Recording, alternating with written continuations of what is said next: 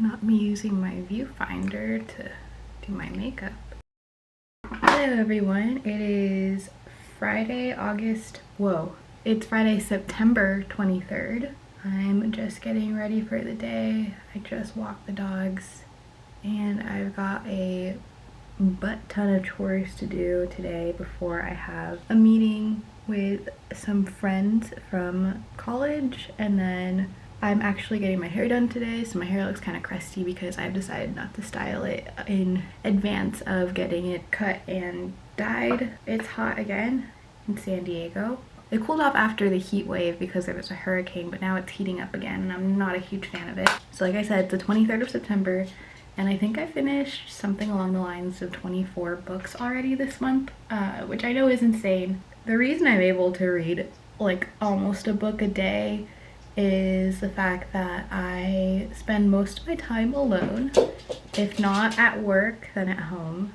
And so I always have an audiobook playing. I genuinely, these days, enjoy listening to an audiobook more than watching TV, watching YouTube, listening to music. And if an audiobook is like 12 plus hours and I listen to it at least 2 times speed, that means it's only 6 hours. I have been knocking out a lot of books recently. And so I just kind of wanted to take you guys on a weekend where I'm kind of running out of books to read, if I'm honest. Like, I don't have any more Libby holds, and I'm scrambling for audiobooks to listen to on Scribd. Not that I don't physically read anymore, I just, you know, I have to do a lot of things as a human, as an adult, and I can only really listen to audiobooks while I do those other things. Not the greatest eyeliner, but I'll take it. It's hot and I'm sweaty already. Like, we're not gonna get fussy about anything except for maybe the heat. So in terms of what I am currently reading, I am currently, I think, about 30% of the way through the audiobook for The Companion by E.E. Ottoman.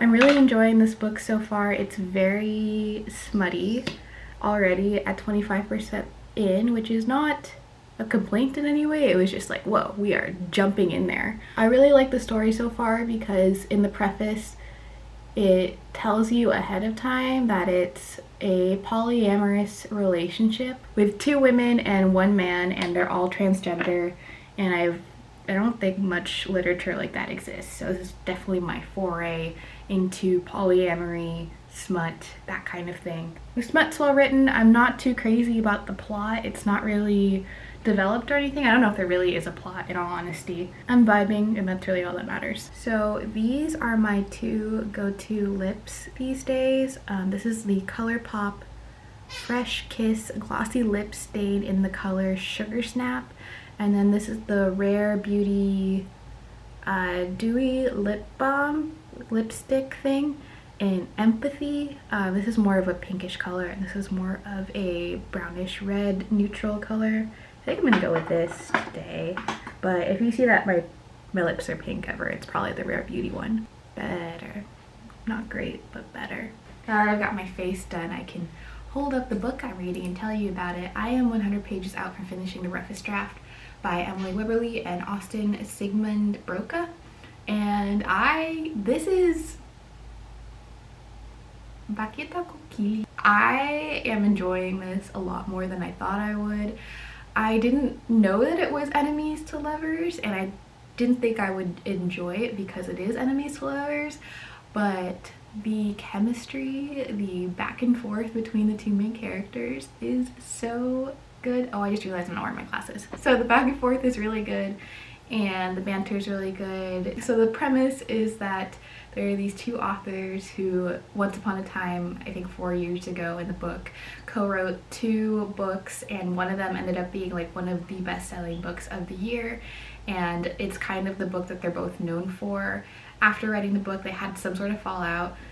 The girl kind of retired from writing books and the guy hasn't been able to really have as much success with his other books, so one of their agents plots to have the 2 write the final book in their contract that they are supposed to co-write, And this book takes place both 4 years ago when they were writing that bestseller, and then now when they are writing this third and final book. And it's just very interesting to see their writing process and to see their two personalities clash.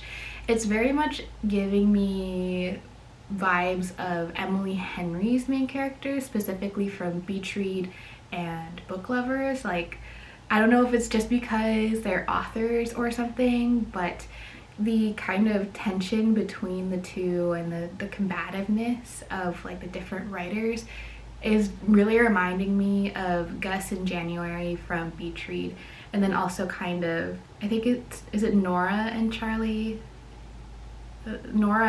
from Book Lovers, their collaborative spirit that they have when they're working together. Like, it's just those two really good things combined into this book, and I'm really enjoying it. And again, the sexual tension is chef's kiss. So I'm really excited to finish this, but like I said, I have like a bunch of chores to do first. So I'm gonna go ahead, pop in my audiobook, and knock out a bunch of chores before I sit down and finish this.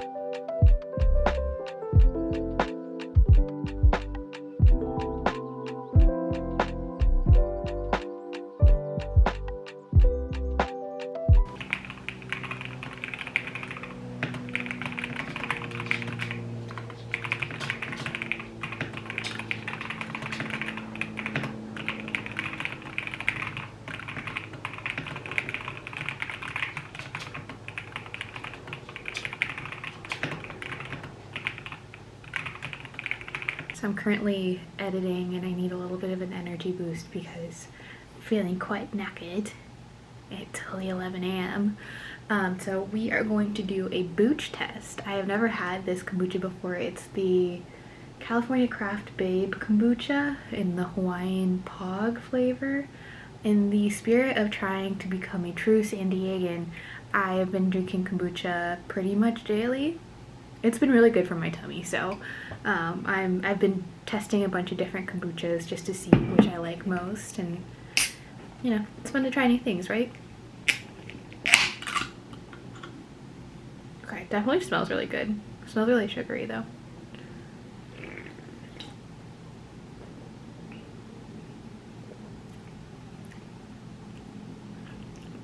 It's really sugary. I like my kombucha fruity, not too sugary. I don't want to be able to taste the probiotics, but there have been many kombucha that I've tried where you can taste the probiotics, and it's not fun. But this one's pretty good. I would say 7 out of 10.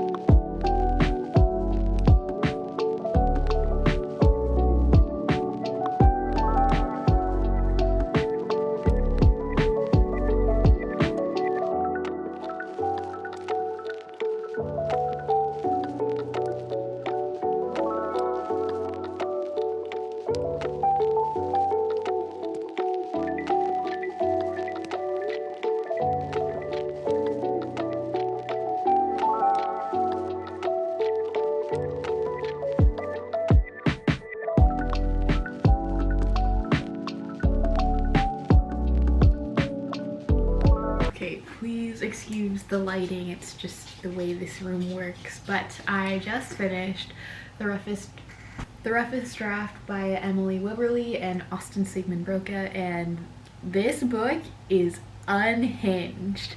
I had the goofiest smile on my face, as you probably saw, for the last 100 pages. So I posted this on my Instagram story, and Issa from Ray Orshine messaged me. She said something along the lines of, "These are the two most miserable motherfuckers ever."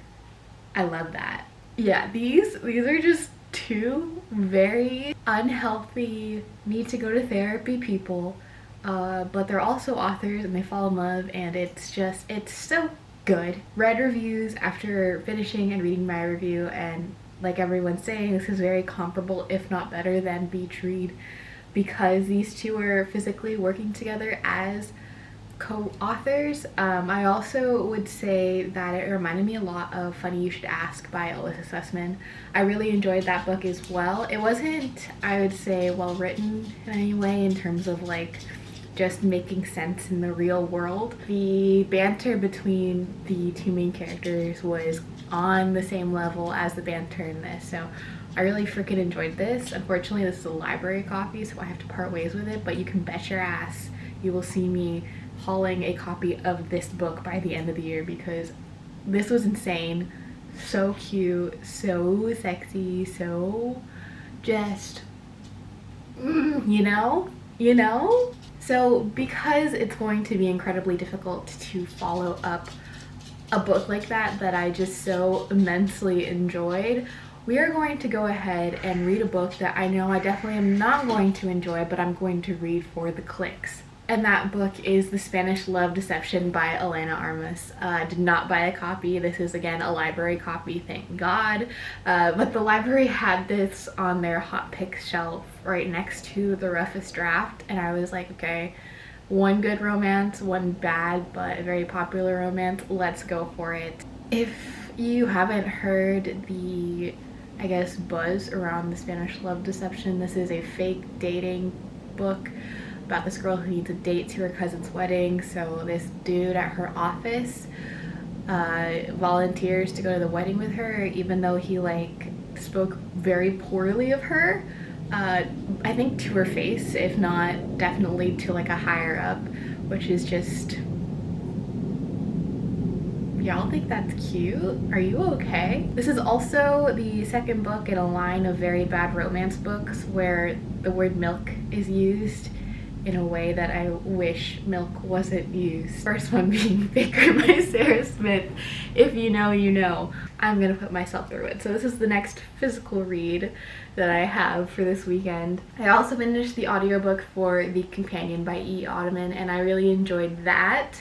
In a more serious tone, I think that there were just such incredible discussions of being publicly trans, being out, being perceived by others, being perceived by an intimate partner and whatnot. Of course, I am a cisgendered woman, so all of my experience towards that and all of my opinions towards that are kind of moot, but personally I really enjoyed how that was executed and talked about, and the smut was very good. Like I was saying earlier, the plot is not like 100% there. There's not much of a plot in general, but that was fine because it had so many important discussions. And the smut.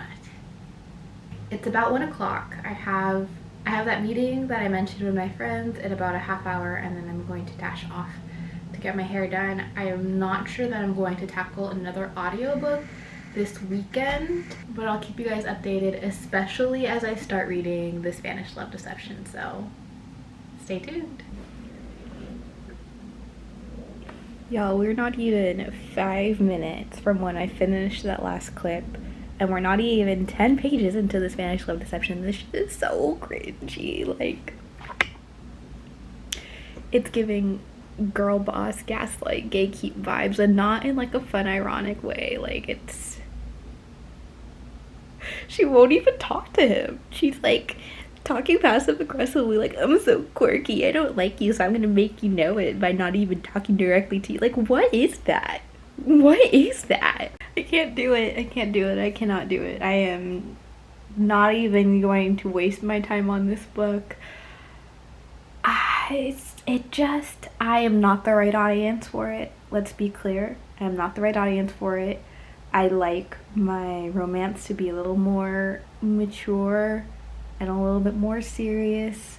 If there's humor, I like it to be like within the banter or whatnot, and it has to be like clever humor, you know. So I will just get that out of the way. But also, is this adult? Is this supposed to be like an adult romance? Because it's very much not reading like an adult romance. It's very much reading like a YA romance where in her head the main character is labeling her friend as Miss Traitor because she decided to talk to her mortal enemy Aaron Blackford. Like, I it's just not written for me, an adult who likes a very different romance. So I gave it a try.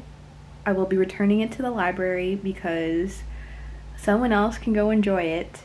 I'm so glad I didn't buy a copy of it just to find out what all the hype was about. I really did myself a solid there. So I'll check in with you guys when I figure out what I'm gonna read next, because I think I need a minute to like separate myself from this whatever this is. If this is a cosmic joke and I'm not in on it, can someone please freaking let me in on it? Because I don't appreciate being left out.